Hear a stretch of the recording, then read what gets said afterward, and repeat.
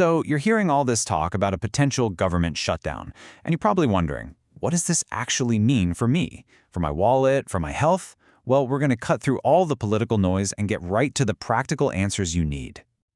Let's dive in. We're going to break down exactly what happens when the government's funding spigot turns off. We'll cover everything from your paycheck and your health insurance to the bigger ripple effects on the country. No spin, just the stuff you actually need to know. Okay, before we get into the nitty-gritty, we gotta make sure we're all speaking the same language. Let's start with the most important term you're gonna hear. All right, so the big word you'll hear thrown around is furlough, and it's really important to know what this is and what it isn't. This is not a layoff. Think of it more like a temporary, mandatory, unpaid leave. You're still a federal employee, you just can't work and you're not getting paid. For now. So right away, this splits the federal workforce into two big groups. You have your furloughed employees, who are sent home and told not to work. Then you have accepted employees. Their jobs are considered so essential, think safety, security, that they have to keep coming to work. But here's the kicker. At first, neither group gets paid. So whether you're sent home or told to keep working without pay, it all leads to the #1 question on everyone's mind. What is going on with my money? Okay, let's start with some really good news, because this is a big deal.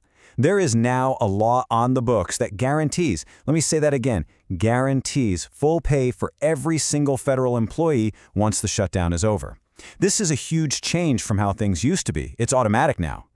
So, if there's one word to remember for your money, it's delay. Your paychecks stop coming. If you're an accepted employee and you work overtime, you'll get paid for it, but later. Same goes for bonuses. And a quick word on unemployment. Yeah, you might be able to get it, but you'll almost certainly have to pay it all back once that back pay hits your account. Okay, a delayed paycheck is one thing, but what about the really critical stuff? You know, the benefits you and your family count on, like your health insurance. Let's take a look. The short answer here is take a deep breath. The system is actually built for this. Your core benefits coverage is protected. You are not going to lose it during a funding gap. And here's the breakdown. Your health, dental, and vision insurance, it all just keeps going, no interruption. The premiums you would have paid just add up, and then they're taken out of your back pay later. Your life insurance actually continues for a whole year at no cost. The only major thing that really stops is your contributions to your TSP. They'll just pause until the paychecks start flowing again. Now for all the federal retirees out there, this is super important. Your annuity payments, they are safe. They are not affected by a shutdown because they're paid out of a different pot of money, a trust fund that isn't part of this whole annual budget fight. Those checks will keep coming, right on schedule. But, you know, this isn't just about federal workers. The shutdown creates these ripple effects that spread across the entire country's healthcare system, and it can put a real strain on things, especially for seniors. And you don't have to take my word for it. Experts like Ann Montgomery have pointed this out.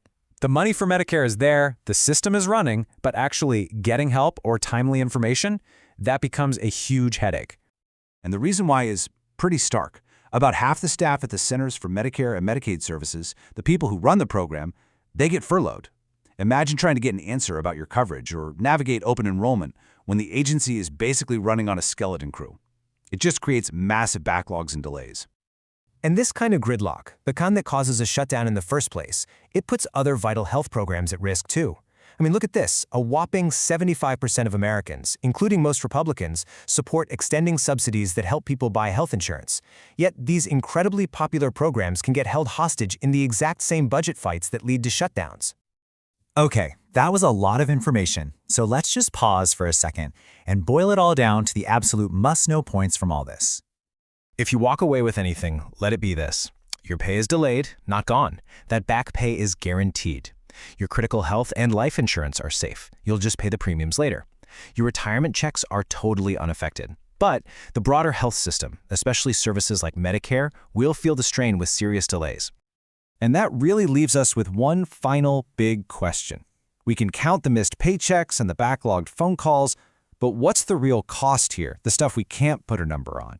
What's the price of all this disruption on morale, on public trust, and on the stability of services that we all, in one way or another, really depend on?